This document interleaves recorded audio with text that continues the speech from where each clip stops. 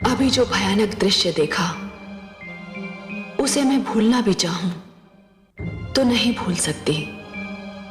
मेरा शरीर अभी तक भय से कांप रहा है, परंतु मैं ये भी जानती थी कि कोई बहुत बड़ी घटना अवश्य घटने वाली है। मैंने होनी के पैरों की चाप सुन ली थी। मुझे अनुभव है कि अत्याचारी और अहंकारी की रस्सी बहुत लंबी होती है। ईश्वर उसमें निरंतर ढील छोड़ता रहता है ताकि अत्याचारी और अहंकारी स्वयं को स्वतंत्र और स्वच्छंद समझने लगे और भूल पर भूल करता जाए। फिर एक दिन जब ईश्वर इस रस्सी को खींचता है तो फिर वो दुष्ट अहंकारी मुंह के बल गिरता है और जान लेता है कि कोई उससे भी अधिक बलवान, उससे भी अधिक शक्तिशाली है। वो जान लेता है कि उसकी स्वतंत्रता और स्वच्छंदता केवल उसका भ्रम था।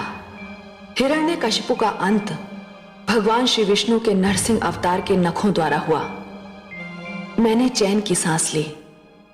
पुत्र प्रहलाद की यातना भरी परीक्षाओं का भी अंत हो गया। भगवान श्री विष्णु के आशीर्वाद से उसका कल्याण हुआ। माता लक्ष्मी का हृदय गदगद हो गया। इन्हीं दोनों के आशीर्वाद से प्रहलाद राजा बना। थोड़े ही समय में अपने स्वभाव से उसने अपनी प्रजा का मन जीत लिया। उसे एक सुंदर और सुशील पत्नी भी मिली। पत्नी धृति ने उसे 3 सुंदर पुत्र भी दिए, परंतु कथा को एक नया मोड़ लेना था। संसार ने अभी तक भक्त प्रहलाद की भक्ति की परीक्षा देखी थी, जिसमें वो सफल हुआ। सिंहासन पर विराजमान होकर उसे अभी ये परीक्षा भी तो देनी थी कि राजा होने के नाते कहीं वो न्याय के मार्ग पर डगमगा तो नहीं जाता। और एक दिन उसकी इस परीक्षा की घड़ी भी आ गई।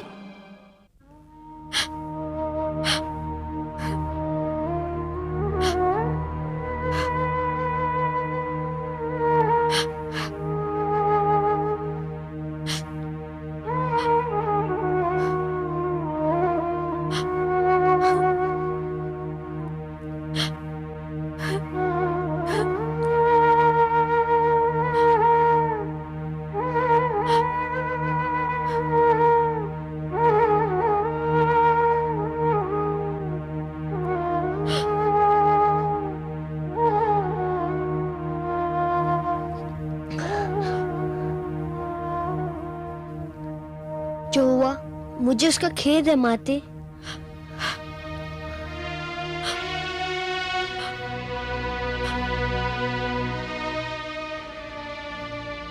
जो हुआ पुत्र, उस पर खेद व्यक्त करने के अतिरिक्त और किया भी क्या जा सकता है।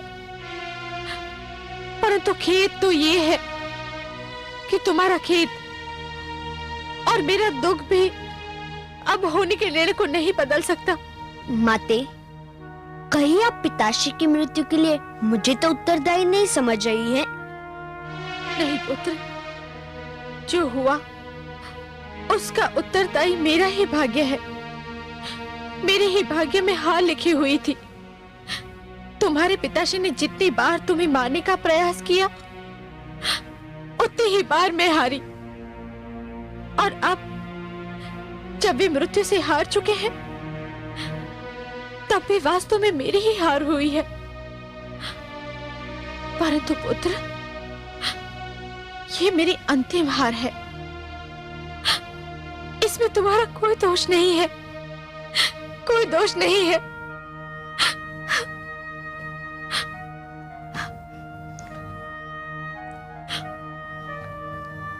मेरे मन पर एक बोझ है माते। आप सोचे होंगे कि मैंने अपने पुत्र भगवान विष्णु से विनती करके भ्राता आह्लाद को फिर से जीवित करवा लिया। मैंने विष्णु से हट करके अपने गुरुजन शंडर अमर को काल के मुख से खींच लिया। तो अपने पिता के लिए भी भगवान विष्णु से जीवन दान क्यों नहीं मांगा? उन्हें पुनर्जीवन के वरदान से क्यों वंचित रखा? पुत्र, पति तुम्हारे पिता रहे ही कहाँ थे? उन्होंने तो स्वयं ये घोषणा कर दी थी कि ना तुम उनके पुत्र हो और ना ही वह तुम्हारे पिता। ये नाता तो उन्होंने अपने हाथों से तोड़ दिया था। प्रकृति का बनाया हुआ संबंध तो न जाने कब का उनके अहंकार की चौखट पर सिर पटक पटक कर दम तोड़ चुका था पुत्र। पर मैंने तो उस संबंध को कभी नहीं तोड़ा। मैं उस नाते को कभी नहीं भूला। मैं जानती हूँ पुत्र, इसीलिए तो मैं तुमको दोषी नहीं समझती हूँ। उन्होंने भगवान विष्णु से बैर किया और परिणाम वही हुआ जो भगवान के हर बैरी का होता है और होता रहेगा। कैसी विडंबना है ये, जो स्वयं को भगवान कहता था, सर्वशक्तिमान कहता था, जो स्वयं को दूसरों के प्राणों का रक्षक और स्वामी कहता था, वो अपने ही प्राणों की रक्षा न कर सका। तुमने पुत्र धर्म का पालन किया, परंतु मेरे पति पिता धर्म का पालन भी न कर सके। मैं पिता की छत्रछाया से वंचित हो चुका हूँ माते। मेरे सिर पर अब केवल आपकी छत्रछाया रह गई है। आपका प्रेम मेरा रक्षक रहा है। आपका आशीष मेरा रखवाला बना है। मुझे कभी स्वयं से दूर ना कीजिएगा। आपका स्नेह ही मेरे जीवन की सबसे बड़ी शक्ति है। मैं केवल ये कहने आया था कि अपने दुख में आप अकेली नहीं हैं। मैं आपके दुख का भागीदार हूँ। कुछ दुख ऐसे होते हैं पुत्र, जिनका कोई भागीदार नहीं बन सकता। हर व्यक्ति को ये दुख स्वयं सहने पड़ते हैं, चुपचाप अपने ही भीतर रह करके।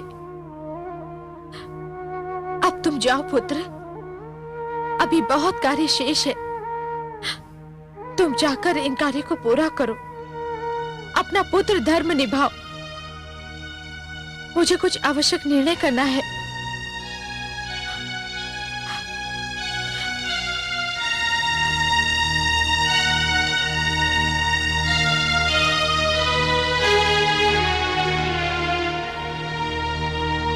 आज असुर कुल का सूरज अस्त हो गया। दुर्भाग्य का चंद्रमा अपनी समस्त कालिमा के साथ असुर लोक के आकाश पर निकल आया है। देवराज इंद्र के गर्व को चकनाचूर करने वाले असुरों के महानायक हिरण्यकश्यपु का आप समस्त असुर वीरों पर एक ऋण है, जिसे आप सबको चुकाना है। हमें अति शीघ्र यह निर्णय लेना है कि हमारे प्रिय महाराज का अंतिम संस्कार कौन करेगा। राजकुमार प्रहलाद। और कौन गुरुदेव? सेनापति, भगवान की दृष्टि से ओझल होते ही भक्तों की भावना बदल गई। जिस प्रहलाद के कारण हिरण्यकश्यपु का वध हुआ, वही प्रहलाद उन्हें मुखाग्नि देगा। जिस प्रहलाद से हमारे महाराज को विष्णु से अधिक घृणा थी, वो उनका अंतिम संस्कार करेगा। महारानी की भी यही इच्छा है गुरुदेव।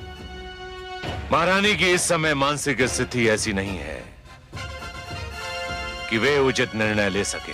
तब उचित निर्णय क्या है गुरुदेव? नियम एवं परंपरा के अनुसार इसका अधिकारी ज्येष्ठ पुत्र होता है। इसलिए राजकुमार आह्लाद को इसका अधिकार दिया जाए। यह मेरी सभा से विनती है। नहीं! ना तो ये न्याय की दृष्टि से उचित है, ना तो धर्म की दृष्टि से। तुम इस सभा को यह बताने आए हो कि तुम महाराज हिरण्यकश्यपु के ज्येष्ठ पुत्र नहीं हो? नहीं गुरुदेव, मैं तो इस सभा को यह बताने आया हूं कि मैं आह्लाद महाराज हिरण्यकश्यपु का पुत्र ही नहीं हूं। राजकुमार आह्लाद, महारानी कायाधु ने आपको जन्म दिया है और मैंने आपका नामकरण किया था आह्लाद। सत्य है, किंतु इससे बड़ा सत्य यह है कि आपने मंत्र पढ़े, आपने महाराज हिरण्यकशिपु से संकल्प करवाया और मुझे पूरी धार्मिक रीति से महारानी सिंगिका की गोद में डाल दिया गया। महारानी सिंगिका मेरी माताश्री थी, मैं महाराज विप्रचिति का पुत्र हूं। इसलिए सामंतगणों, महाराज हिरण्यकशिपु की अंतिम क्रिया का अधिकार केवल प्रहलाद को है। ये उसी का अधिकार है, नियम से भी धर्म से भी। इसके उपरांत भी यदि आप लोगों ने आज प्रहलाद से उसका अधिकार छीनने की चेष्टा की तो मैं कह देता हूं, महाराज हिरण्यकशिपु का मृत शरीर बिना अंतिम संस्कार के ही पड़ा रहेगा।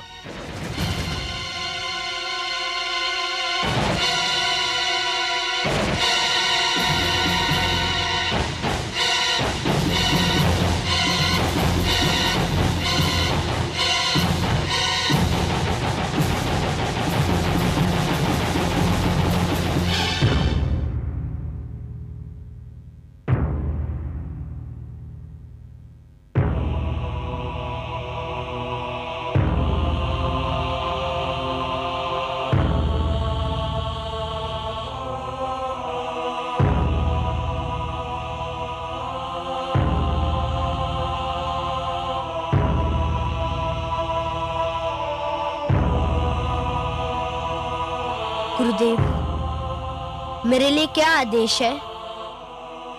बस कुमार, महारानी कायदो की प्रतीक्षा है। गुरुदेव, जब पिताश्री के अंतिम संस्कार के लिए ज्येष्ठ पुत्र मेरे भ्राता अहलाद यहाँ है, तो माताश्री को यहाँ क्यों बुलाया जा रहा है? मेरे माता का हृदय बड़ा ही कोमल है। वे अभी तक पिताश्री की मृत्यु से उभर नहीं पाई है। वत्स, इस समय तुम्हें अपने हृदय को वज्र की भांति इस्पात बनाने की आवश्यकता पड़ेगी। जिस समय असुरराज हिरण्यकशिपु की चिता को अग्नि दी जाएगी, उस समय तुम्हारी माता महारानी कायदो भी इसी चिता पर होंगी। क्या? नहीं, नहीं, ये संभव नहीं है। क्या शोक में माताश्री ने अपने प्राण त्याग दिए? नहीं पुत्र, वे जीवित हैं, सकुशल हैं।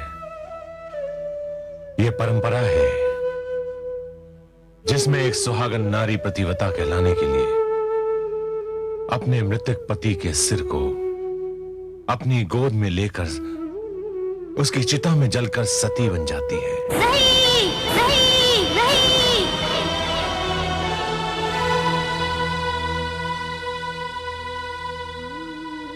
आग का जो भयानक खेल मैंने अपनी बुआश्री के साथ देखा है, वही खेल आप लोग मेरी माताश्री के साथ परंपरा के नाम पर खेलना चाहते हैं, तो मैं वो खेल नहीं होने दूंगा। मैं आज इस भयानक परंपरा को अपने पिताश्री की चिता में जलाकर समाप्त कर दूंगा। गुरुदेव,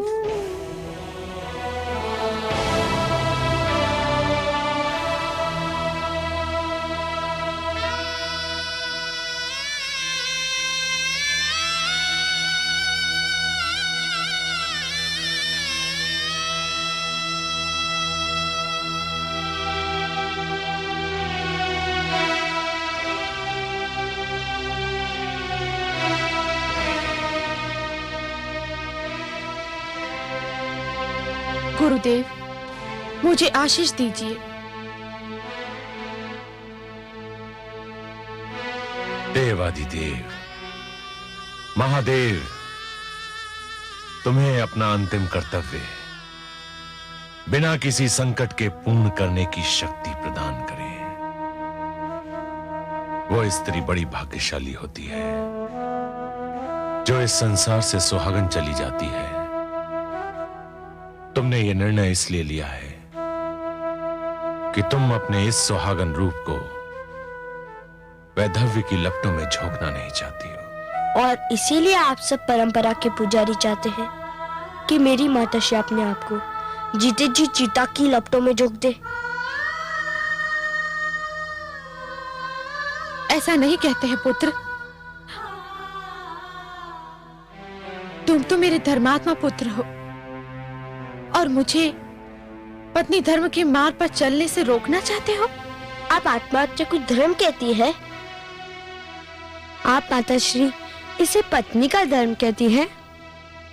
एक ऐसा पति जिसने सारा जीवन आपको सुखी एक सांस नहीं लेने दी, उसके लिए आप आत्मदाह करना चाहती है और कहती है कि पत्नी का धर्म है? पुत्र, हाँ माते, आपका उनके प्रति धर्म अभी भी शेष बचा है जो जीवित नहीं है, और उनके प्रति आपका धर्म समाप्त हो गया है जो अभी भी जीवित है। क्या आपका माता होने के नाते कोई धर्म नहीं है? क्या संतान के प्रति आपके सारे उत्तरदायित्व तो समाप्त हो गए? नहीं पुत्र, मैं जानती हूँ तू अभी बहुत छोटा है, किंतु तुम्हारे लिए इतना बड़ा साम्राज्य है। यह हमारा नहीं है माते। मेरे भगवान विष्णु ने कितना अच्छा विभाजन किया था, आकाश देवताओं का, धरती मानव की और पातालम असुर लोगों का। मेरे पिताश्री ने देवताओं से आकाश छीना, मानव से धरती छीनी, और इसलिए मेरे विष्णु ने उन्हें दंड दिया। किंतु आप माता होकर हमें किस बात का दंड दे रही है? अच्छा माते, बताइए, क्या अभी तक आप इस मृत देह को पिताश्री मान रही है? परंतु पुत्र, ये मृत देह तो उन्हीं की है ना? हाँ माता, किंतु ये तो केवल देह है जिसे अभी अग्नि राख में बदल देगी। हमारा संबंध तो उस आत्मा से था जो अब नहीं है। तूने सत्य कहा पुत्र, किंतु संसार मुझे क्या कहेगा? मृत्यु के भय से मैंने अपना धर्म छोड़ दिया? नहीं माते, जिसने न जाने कितनी बार अपने पति के हाथों अपने पुत्र को मृत्यु के मुख में जाते देखा है, उस पीड़ा को झेला है, उसे मृत्यु से भय नहीं माते, नहीं। केवल धर्म के नाम पर मुझसे अपनी ममता की छाया मत छीनो। केवल परंपरा के लिए मुझे अनाथ मत करो माते। पुत्र, पुत्र, पुत्र, मैं तुझे धन्यवाद देती हूँ। तूने मुझे माता होने के अधूरे कर्तव्य का स्मरण कराया है। मैं जीऊंगी पुत्र, अपनी संतान के लिए। मैं केवल एक पत्नी नहीं, माता भी हूँ। ठीक है माते, तू मुझे आज्ञा दो कि मैं अपने पिता के देह को अग्नि दूं। आज अपने पिता के साथ साथ प्राचीन असुर परंपरा, अन्याय, अधर्म, घृणा और द्वेष, और उसके साथ साथ हिंसा की भावना को सदा के लिए अग्नि को समर्पित कर दूं।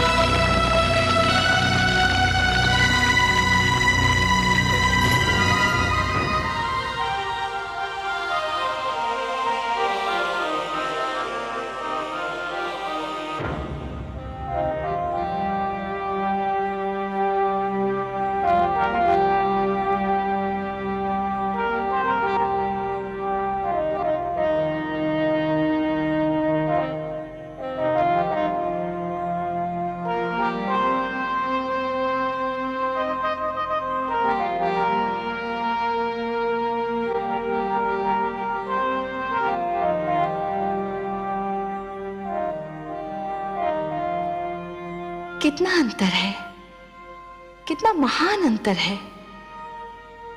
कैसा अंतर महादेवी? आपको किस बात में अंतर दिखाई दे रहा है? इस रूप में कमल नयन जो मैं अब देख रही हूं, और उस रूप में जो मैंने हिरण्यकशिपु के वध के समय असुरलोक में देखा था। कहां ये पुष्प की भांति खिला हुआ मुख जिस पर उषा की लालिमा बिखरी हुई है, ये शांत और क्षीर सागर जैसे नयन जिनमें कोई उतरता चला जाए तो भी उसकी गहराई नहीं नाप सकता। ये समस्त सृष्टि को सुख और संतोष देने वाली मुस्कान, जिसको देखते ही आपके चरणों में हृदय अर्पित करने को मन करे। और कहा वो विकराल रूप जिसे देखते ही हृदय में कंपन आरंभ हो जाए। आंखें मूंद लेती हूं डर से, उसके बारे में सोचती भी हूं तो शरीर में झुरझुरी सी दौड़ जाती है। कितना अंतर है आपके दोनों रूपों में। महादेवी, आज तो हमारा सौभाग्य है कि आप प्रेम सुधा की वर्षा हम पर कर रही हैं। मैं तो आपसे पहले भी कह चुका हूं महादेवी कि अपने भक्तों के उद्धार के लिए मैं कोई भी भयानक रूप भी धारण कर सकता हूं। भक्ति की शक्ति मुझसे वो सब करा सकती है जिसकी कल्पना भी नहीं की जा सकती। परंतु वो क्रोध जैसे ज्वालामुखी फट पड़ा हो, जैसे समस्त सृष्टि में भूकंप आ गया हो, जैसे सागर अपनी सारी शक्ति के साथ बिफर उठा हो। मैं तो समझी थी कि आज सृष्टि का पालनहार स्वयं ही सृष्टि का संहार करने पे तुला हुआ है। सत्य तो यह है कि मैं अत्यंत भयभीत हो उठी थी कमल नयन, अत्यंत भयभीत। महादेवी, मैं सब कुछ सहन कर सकता हूं महादेवी, परंतु यदि कोई व्यक्ति अभिमान में यह कहने लगे कि वह स्वयं ही ईश्वर है, मैं उसे कदापि सहन नहीं कर सकता। मैं ये भी सहन नहीं कर सकता महादेवी कि अहंकार को यह भ्रम हो जाए कि उसने सदाचार पर सदा के लिए विजय प्राप्त कर ली है। अंधकार को यह भ्रम हो जाए कि उसने प्रकाश पर विजय प्राप्त कर ली है, या फिर असत्य इस भ्रम में पड़ जाए कि उसने सत्य पर विजय पा ली है। पर मैं क्या करूं कमल नयन? मैं तो आपके इसी रूप पर मोहित हूं जो इस समय मेरे नेत्र देख रहे हैं। यही सुंदर मुखड़ा मेरे मन में बसा हुआ है। ये मुकुटधारी ललाट, यही सूर्य और चंद्र को लजाने वाला सुंदर मुखड़ा, ये दीप समान जगमगाते नेत्र, इसी को देखकर ही तो मैंने अपना हृदय आपके चरणों में रख दिया था। महादेवी, यदि आपकी यही इच्छा है कि मैं ऐसा भयानक रूप कभी धारण ना करूं, तो मैं आपको यह वचन देता हूं, इसके आगे कभी ऐसा रूप धारण नहीं करूंगा जिसे देखकर आप भयभीत हो।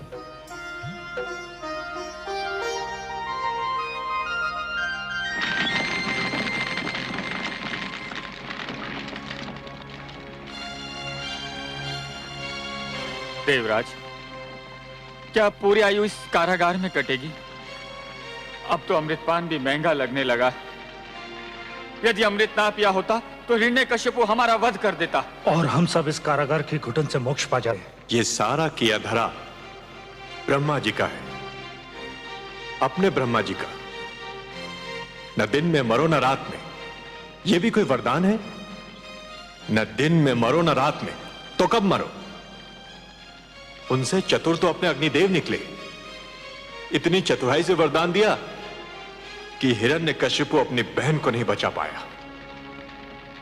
परंतु हे देवराज, अब हमारा होगा क्या? अब आप लोग मुक्त हैं।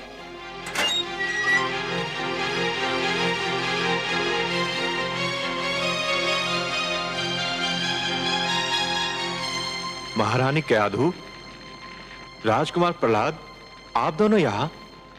हे देवराज, मैं असुराज हिरण्यकशिपु का पुत्र प्रहलाद आप सबसे अपने पिताश्री के व्यवहार की क्षमा मांगने आया हूँ। आप सब मुक्त हैं। राजकुमार प्रहलाद, आपकी मधुर वाणी सुनकर मन को बड़ा संतोष हुआ, किंतु आप बुरा ना माने। यदि हमारी मुक्ति का आदेश स्वयं दानवेंद्र दें तो? हे वरुण देव, मेरे पिताश्री नहीं रहे, मैं अभी उनका अंतिम संस्कार करके आ रहा हूँ।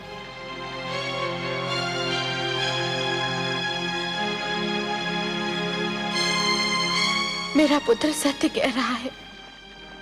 किंतु ब्रह्मा जी का वो वरदान, उस वरदान का उपाय तो असंभव है। देवराज, लगता है मेरे पिताश्री की तरह अभी इसी भ्रम में है। जिन्होंने स्वयं ब्रह्मा जी को रचा, उनके लिए असंभव क्या और संभव क्या। मेरे भगवान विष्णु के लिए मुझसे मेरे मार्गदर्शक देवर्षि नारद जी ने कहा था, ओम पूर्णमदः पूर्णमिदं पूर्णात् पूर्णमुदच्यते पूर्णस्य पूर्णमादाय पूर्णमेवावशिष्यते।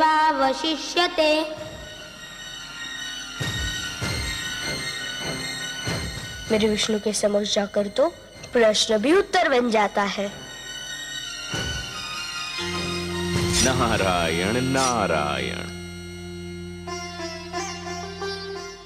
देवर्षि प्रणाम।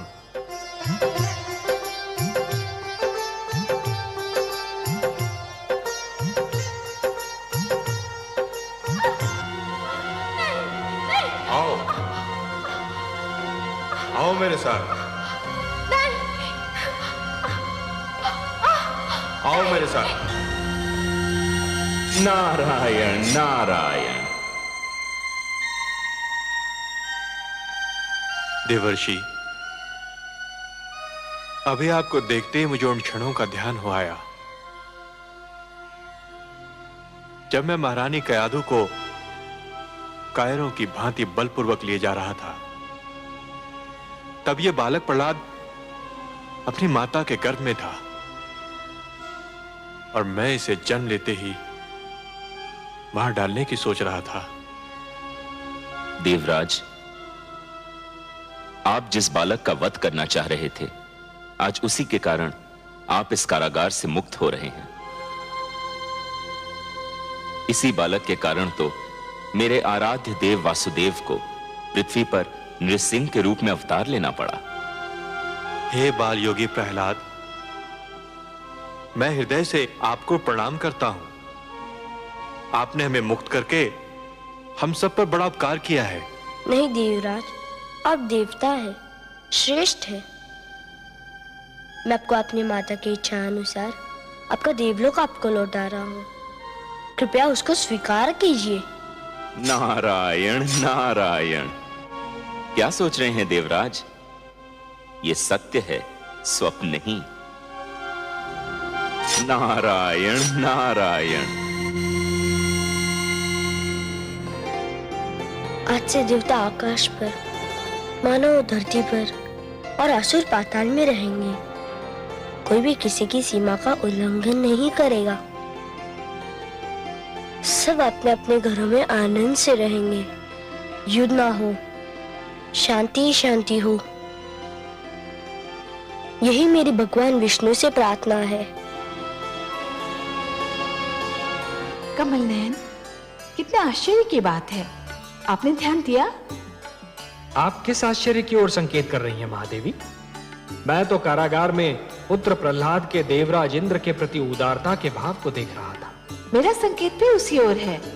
कहाँ वो इंद्र, देवताओं में असुर, और कहाँ हमारा पुत्र प्रहलाद, असुरों में देवता।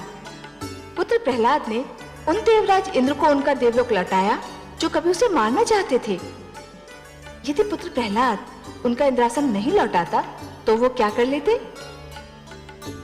महादेवी, किसी व्यक्ति के पास सैकड़ों गायें होती हैं, सहस्रों हाथी होते हैं, लाखों घोड़े होते हैं और ऊपर से माणिक मोती की खानें होती हैं। परंतु जिस दिन उस व्यक्ति के पास संतोष का धन आ जाता है, ये सारे हाथी घोड़े माणिक मोती की खानें धूल के समान हो जाती हैं। प्रहलाद के पास संतोष का धन तो तभी से था जब से वो माता के गर्भ में था। इतना श्रेष्ठ बालक जिस दिन राजा बनेगा, उसकी प्रजा कितनी सुखी होगी। हाँ, ये तो है। प्रहलाद भी एक दिन राजा अवश्य बनेगा। मुझे नहीं लगता पद्मनाभ, अभी तो इस बालक में किसी भी प्रकार का स्वार्थ नहीं है। महादेवी, राजा में ये गुण होना भी आवश्यक है। जो व्यक्ति निजी स्वार्थ को त्याग नहीं सकता, वो अच्छा राजा कभी नहीं बन सकता। मैं सोचती हूँ कमल नयन, क्यों ना सारा संसार प्रहलाद की भांति हो जाए। महादेवी, जैसे स्वाति की हर बूंद मोती नहीं होती, जैसे कोयले की हर खान में हीरा नहीं होता, जैसे असंख्य तारों के बीच एक ही चंद्रमा होता है और समस्त ग्रहमंडल में एक ही सूर्य होता है, वैसे हर प्राणी प्रहलाद तो नहीं हो सकता ना महादेवी। एक इतिहास पुरुष को बनाने के लिए मुझे असंख्य प्राणियों को जन्म देना पड़ता है, और इसीलिए है महादेवी, प्रहलाद की महिमा के लिए हिरण्यकशिपु का होना आवश्यक है। आप सत्य कहते हैं पद्मनाभ। वो देखिए कमल नयन, पुत्र प्रहलाद शुक्राचार्य के आश्रम की ओर क्यों जा रहा है? महादेवी, दैत्य गुरु शुक्राचार्य असुर लोक को त्याग कर जाने वाले हैं। हो सकता है कि पुत्र प्रहलाद शिष्टाचार के नाते उन्हें विदा करने जा रहा हो। क्या कह रहे हो तुम? मस्तिष्क फिर गया है तुम्हारा। गुरुकुल छोड़कर कहां जाओगे? उस मार्ग पर जिस पर प्रहलाद के ज्ञान का उजाला फैला हुआ है, उस मार्ग पर जो सत्य का मार्ग है, धर्म का मार्ग है, कल्याण और मन की शांति का मार्ग है। पिताश्री, हम हिमालय जाकर तपस्या करेंगे, अपने पापों का प्रायश्चित करेंगे और अपने मन की खोई हुई शांति को ढूंढेंगे। हमें यहां शिक्षा भी नहीं मिली और हमारे मन की शांति भी खो गई। यहां रहकर हमने ऐसे कार्य किए जिन्हें सोचकर हमें स्वयं से लज्जा आती है। मुझे छोड़कर मत जाओ पुत्रो। यदि तुम दोनों चले गए तो मेरी दोनों भुजाएं टूट जाएंगी। आप जिस पथ के पथिक हैं पिताश्री, यदि उसी पर चलते रहे तो एक दिन आप स्वयं भी टूट जाएंगे।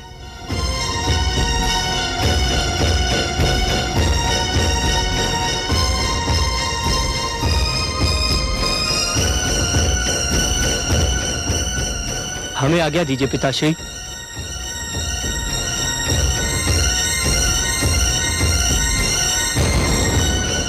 रुक जाओ मेरे पुत्रों, मुझे छोड़कर मत जाओ। षण्ड, अमार्क,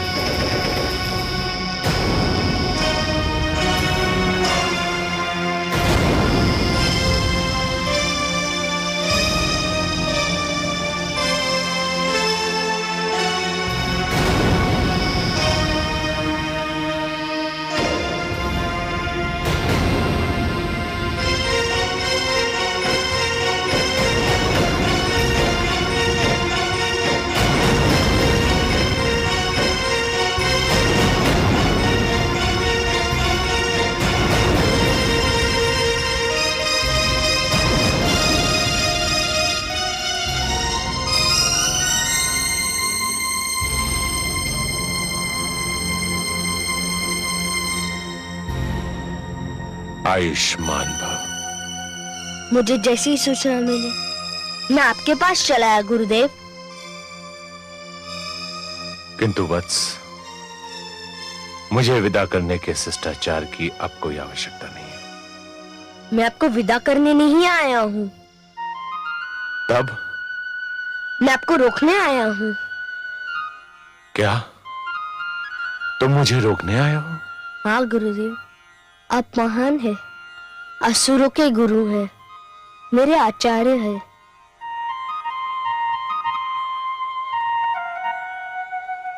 किंतु अब तुम्हें मेरी क्या आवश्यकता है? तुमने हिंसा, द्वेष, घृणा तथा असुरों की परंपरा को अपने पिता की अर्थी के साथ कंधा दे दिया है। तुम्हारे राज में तो अब केवल विष्णु के मानने वालों को ही स्थान मिलेगा। नहीं गुरुदेव, मानने का संबंध विश्वास से है। जो ईश्वर को मानेंगे वे मेरे हैं, जो नहीं मानेंगे वे भी मेरे हैं। मेरा ईश्वर पर इतना अटल विश्वास है कि ये मानने लगा कि ईश्वर को मनवाने की कोई आवश्यकता नहीं है। वे अपनी परम शक्ति स्वयं मनवा लेते हैं। मेरी निजी मान्यता का संबंध आपसे नहीं है गुरुदेव। मैं असुरों की संस्कृति के विरोध नहीं हूँ। मुझे तो आपसे नीति की शिक्षा लेनी है, शस्त्र विद्या सीखनी है। एक पराजित व्यक्ति से शिक्षा ग्रहण करना चाहते हो? नहीं गुरुदेव, आप पराजित नहीं है। कोई भी पराजित नहीं हुआ। पराजय हुई है दोषपूर्ण सिद्धांतों की, दोषी नियमों और परंपराओं की। आप तो कल भी आचार्य थे और भविष्य में भी आचार्य रहेंगे।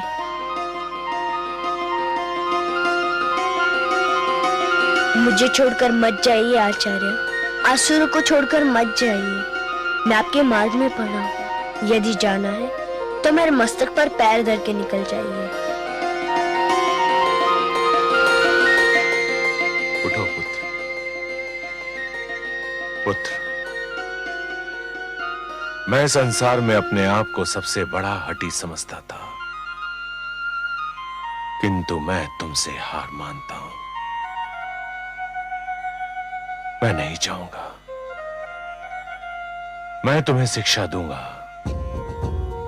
नीति की, शस्त्र की, ज्ञान विज्ञान की,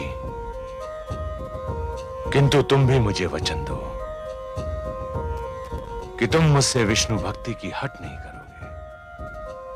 मैं वचन देता हूँ, आपके ओर से भी उनकी भक्ति मैं कर लूंगा। आप तो बस मेरे मस्तक पर अपना हाथ रख दीजिए।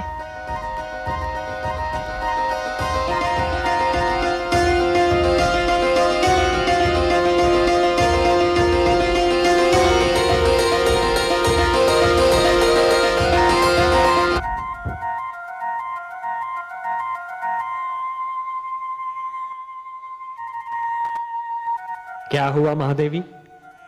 आपने तो कहा था कि पुत्र प्रहलाद संकट को विदा करने जा रहा है। संकट? कैसा संकट महादेवी? मेरा तात्पर्य शुक्राचार्य से है। शुक्राचार्य? क्या हुआ, वो सकुशल तो हैं? शुक्राचार्य तो सकुशल हैं, किंतु मेरे पुत्र प्रहलाद की कुशलता का क्या होगा? अब क्या किया आपके पुत्र ने? क्या किया? उसने अपने आंगन में नाग पाल लिया है। अब नाग तो उसे डसेगा ही। महादेवी, आपने चंदन का वृक्ष देखा है? देखा है कमल नयन।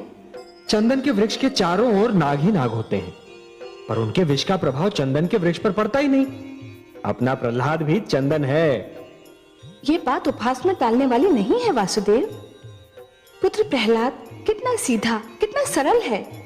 शुक्राचार्य रूपी संकट अपने आप टल रहा था।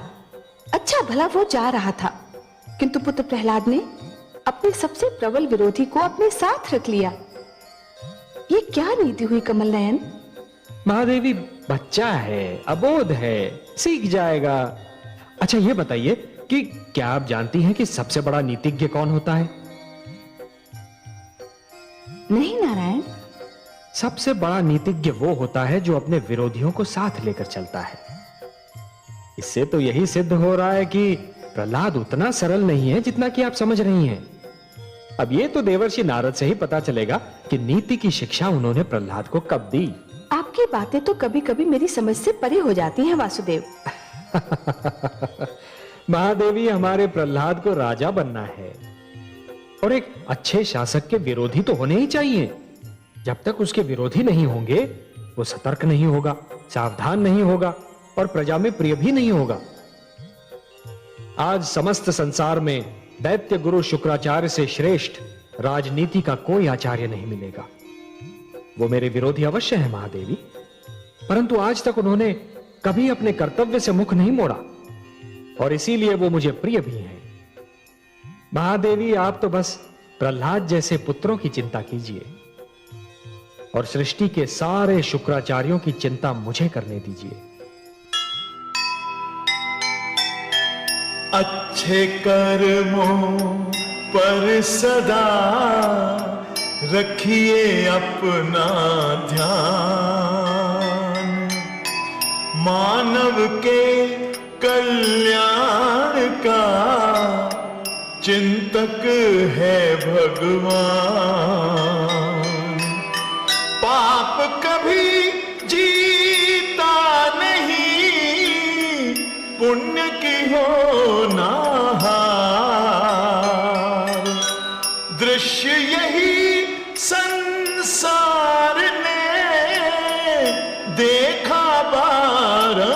बार, देखा बारंबार।